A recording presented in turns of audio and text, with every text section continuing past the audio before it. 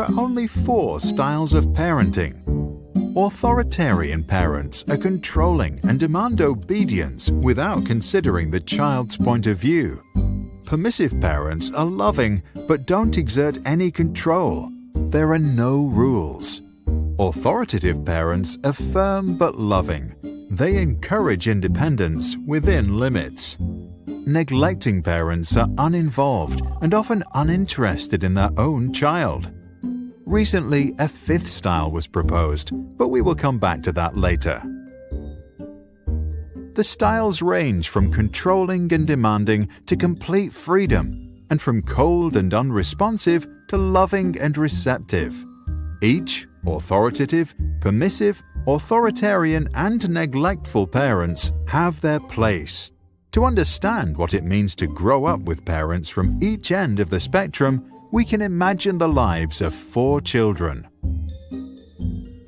Sarah's parents are authoritarian. They love their girl, but they believe that strict rules are important to make Sarah become well-behaved and fit into society. If Sarah cries, she's told to stop. If she talks back, she is sent to the corner for time out. If she forgets to take care of her chores around the house, she is not allowed to play with her toys. Sarah learns that suppressing her emotions and following her duties is the way to get through the day. To get the love of her parents and to avoid making them upset, she becomes obedient.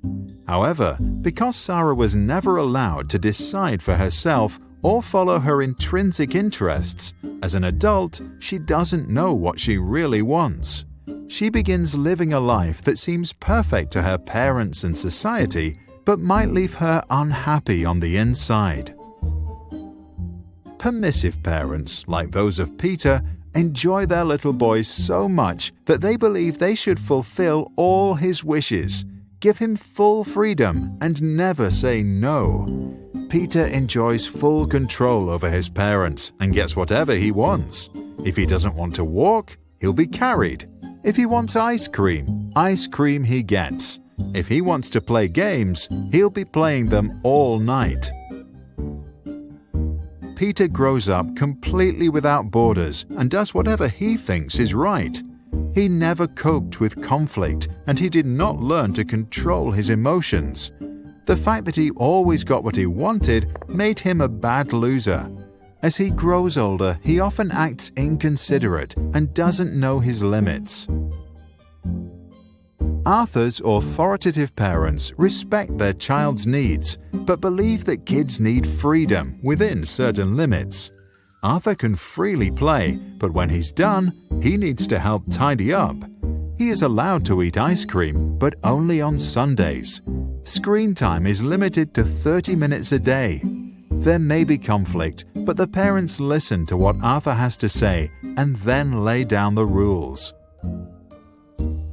Arthur learns that some things are difficult, but his parents give him all the support he needs to get through it. He develops the strength to endure hardships and to continue following his interests and passions. In class, he bravely expresses his own opinions in an appropriate manner. During breaks, he can show his emotions and act freely. As an adult, he agrees to rules only after they have been discussed and he feels like he understands them. Neglectful parents are usually not present in their children's life. Nora often feels completely alone in the world. She experiences full freedom to do anything she wants to and has plenty of imagination, but she never receives any feedback or even attention. Nora realizes that it doesn't matter what she does because no one cares anyway. The lack of attention leads to a lack of trust in herself and others. She becomes insecurely attached, unable to form healthy relationships, and develops a negative image of herself. To stop feeling unworthy of love, she tries not to feel anything at all. In recent years, over-involved parents who are present in every aspect of their child's life are often referred to as the 5th style. These parents are also known as snowplows, removing obstacles out of their kids' path. or helicopter parents who hover about and micromanage every aspect of their child's life. Since they won't let their children do anything alone, the children can't learn to overcome challenges by themselves. Research infers that these children don't like to solve difficult problems, lack perseverance, and may even procrastinate in protest when something requires a lot of effort. Since most research on parenting is based on self-reports and was done in the US and Europe, it is not clear how strongly the observed effects will hold up in controlled observational experiments or in other parts of the world. The 4 parenting styles were first introduced by psychologist Diana Baumrind. For good parenting, she advised balance of demandingness and responsiveness. Add to that the wise words of Maria Montessori to never help a child with a task at which he feels he can succeed, and parents should do pretty well. What do you think?